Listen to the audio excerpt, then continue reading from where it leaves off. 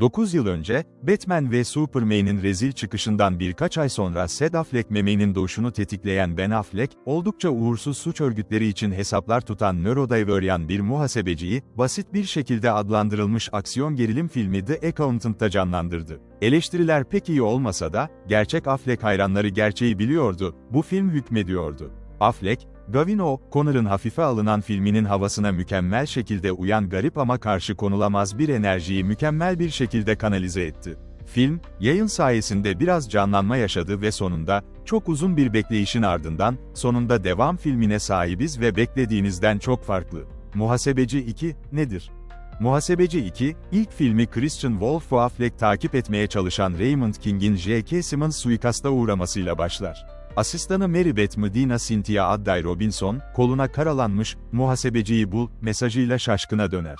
Mary Beth, Raymond'un cinayetinin ardındaki suçluyu bulma görevi için Christian'ı işe alabilir, ancak bunun basit bir görev olmadığı ortaya çıkar, çünkü yüzeyin altında çok daha uğursuz bir şey gizlenmektedir. Bu, Christian'ı beklenmedik bir müttefikten, yabancılaşmış kardeşi Brax'ten John Bernthal yardım istemeye yönlendirir. John Bernthal ve Ben Affleck'in kardeşlik sevgisi, Muhasebeci 2'de gösteriyi çaldı. Muhasebeci 2'nin garip yanı, orijinalinin aynı sert aksiyon filmi olmaması. O'Connor hala birinci sınıf dövüş sahneleri sunuyor. Ancak bu devam filmi, özünde, Affleck'in bir barda garip bir şekilde dans ettiği bir sahneyle tamamlanan bir takılma filmi. Evet, doğru okudunuz ve evet, kulağa geldiği kadar harika. Film ilk perdesinde, Christian'ın bir hızlı buluşma etkinliğini manipüle ettiği garip bir sahne de dahil olmak üzere, biraz yönünü kaybetmiş gibi hissettirse de, özellikle olay örgüsü çözülmeye başladığında ve gerçekte neler olup bittiğine dair bir fikir edindiğimizde hızla toparlanıyor. Daniel LaPineda'nın gizemli suikastçısı Anais'ten ani cinayetlere kadar, O'Connor sıklıkla izleyicinin dikkatini çekmenin yollarını buluyor. Bernthal'ın canlandırdığı Brax resme girdiğinde devam filmi tamamen canlanıyor. Bernthal'ın aynada kendine bağırırken iç çamaşırlarına kadar soyunduğu eğlenceli girişinden sonra, bu karakter hakkında ilk filmde öğrendiğimiz şeylerden çok daha fazlasını öğreneceğimiz açık. Affleck ve Bernthal'ın kimyası harika ve şaşırtıcı derecede tatlı. Kardeşçe sevgileri ve çekişmeleri filmin tam kalbinde yer alıyor. Bu karakterlerin ahlaki açıdan sorgulanabilir şeyler yaptığını görmüş olsak da, paylaştıkları sahneler onları beklemediğiniz şekillerde insanlaştırıyor. Brax'in Christian'ı bir kovboy barında sevimli bir garsonu etkilemeye teşvik ettiği sahneler ve Brax'in köpek mi yoksa kedi mi insanı olduğuyla ilgili tekrar eden sahneler, fazladan bir gerçeklik seviyesi katıyor.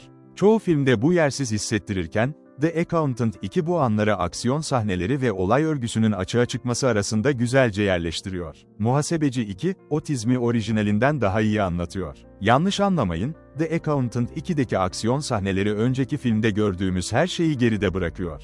Pineda ve Adday Robinson'un izlerken heyecan verici birebir dövüş sahnesi var ve O'Connor yumruklarını hızlı kurgulama veya titrek bir kamera ile asla aldatmaz. Saf adrenalin. Christian ve Brax'ın bir kurtarma operasyonunun ortasında tüfeklerle silahlandığı filmin doruk noktası, daha da heyecan verici olmasa da eşit derecede heyecan verici ve O'Connor, R dereceli şiddet seviyesinin asla çok gereksiz veya zevksiz hissettirmemesi için yollar buluyor. Muhasebeci 2, aksiyon ve dram arasında dengeli bir denge buluyor. Bill Dubuquet'in senaryosu derin olmasa da veya Oscar almayacak olsa da, karakterleri hakkında çok güçlü bir anlayışa sahip. Muhasebeci 2'nin, Selefi ile aynı hikaye örgüsüne sahip, kopyala yapıştır bir devam filmi olmaması, Dubuque ve O'Connor'ın Christian ve Brax'e adalet sağlamayı ne kadar önemsediğini gösteriyor. İlk Muhasebeci filmi çıktığında, bazı eleştirmenler filmin otizm tasvirini sert bir dille eleştirdiler. Seyircileri memnun eden bir filmdi, ama aynı zamanda Affleck'in ateşli silahlara karşı şüpheli bir takıntısı olan spektrumdaki bir adamı canlandırdığı bir filmdi. Kişisel deneyimimden konuşacak olursam, ben daha ilkokuldayken spektrum teşhisi konan biriyim. Bu gerçeği hiçbir zaman açıkça dile getirmedim, bunun başlıca nedeni otizmle ilgili çağrışımların çoğunun bana asla tam olarak uygulanmadığını hissetmemdi. Spektrumdaki birçok kişiyle büyüdüm ve her insanın çok farklı olduğunu öğrendim. Bu konudaki deneyimime rağmen, hala bir uzman olmaktan uzağım. İlk filmin otizm tasvirine yönelik eleştirilerin haklı olup olmadığını söyleyemem. Ancak devam filmi, temsili iyileştirmek için açık ve kararlı bir çaba gösteriyor.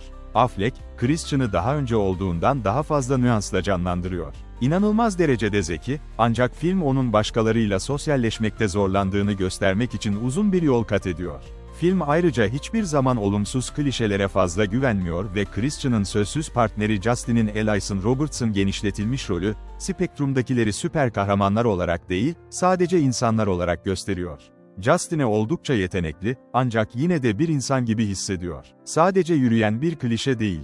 Gavin O'Connor yakın zamanda 3. bir Accountant filmi yapmayı planladığını açıkladı ve umarım bu gerçekleşir. Tüm DCEU felaketinden sonra Affleck iyi, kaliteli bir seriye ihtiyaç duyuyordu. The Accountant 2 ile sonunda bunu başardı. Bu ve Den of Thieves, Pantera arasında, takılma aksiyon filmlerinin geri döndüğü hissi gerçekten var. Ve hepimiz bundan daha iyiyiz. Muhasebeci 2, dünya premierini 2025 CXCW Film Festivali'nde yaptı ve 25 Nisan'da sinemalarda gösterime girecek. Emre Kutlu Muhasebeci 2'ye 10 üzerinden 8 veriyor.